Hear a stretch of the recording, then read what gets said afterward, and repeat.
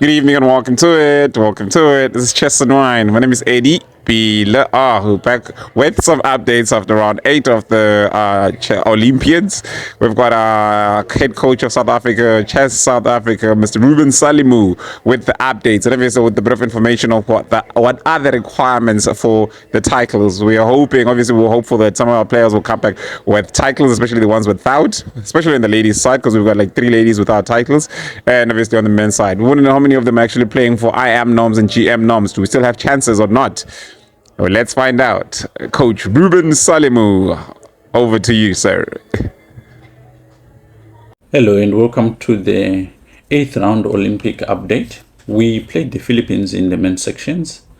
We knew this was going to be a hard match, so the boys put up a tough fight. We lost on board 1. Jan lost to their 2500 IM, and Caleb pulled off an amazing draw on board 2. Vanelli lost on board 3, and Quadri drew on board 4. Tough match, 3-1, but yeah, sometimes it goes like that. This puts us at 78th on the list. We are behind Angola, Algeria, and Tunisia. But going into the last round, this might be good positioning for us. We are playing Guatemala, and we can beat this team, and if we do, this might catapult us to first, because we are ahead of Egypt, which might be the only team that really can contend in this last round. But the other teams know also what we're going for, so this is going to be a nail biter. We have to win. Just what margin we need to win by is going to be what makes the difference. So we're going for that win. In the women's section, we lost to North Macedonia, a very close loss. We lost on board 1. Jesse lost to the board 1, and we drew on board 2. Chloe drawing on board 2.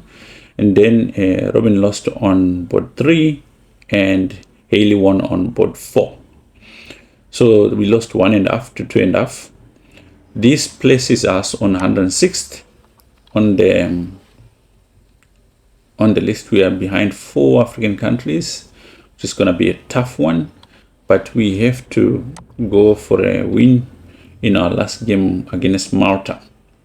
So that's where we stand.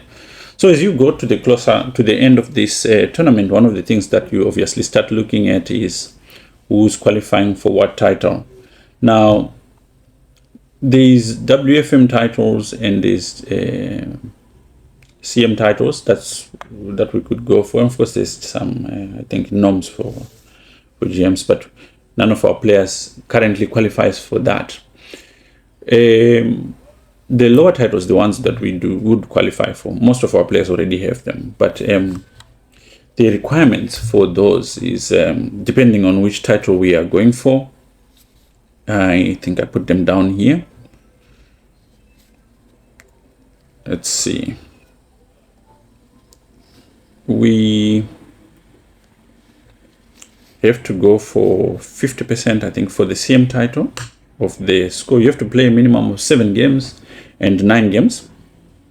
And so it's 50% score over 7 rounds or more for CM titles, and 66% or higher over 9 rounds for FM and WFM. Now, if you look at our players, the ones who need them are not close to that score. So for the ladies team, we'd be looking at Robin. She would need that title. Hayle and Davida, they don't have the scores close to that. If you go into the men's team, all of them are titled, I think. So you don't really need those scores, perhaps. Yeah, we've got IM, FM, FM, IM. So there's no need really for them to go for it. But I think most of them would probably get those norms again.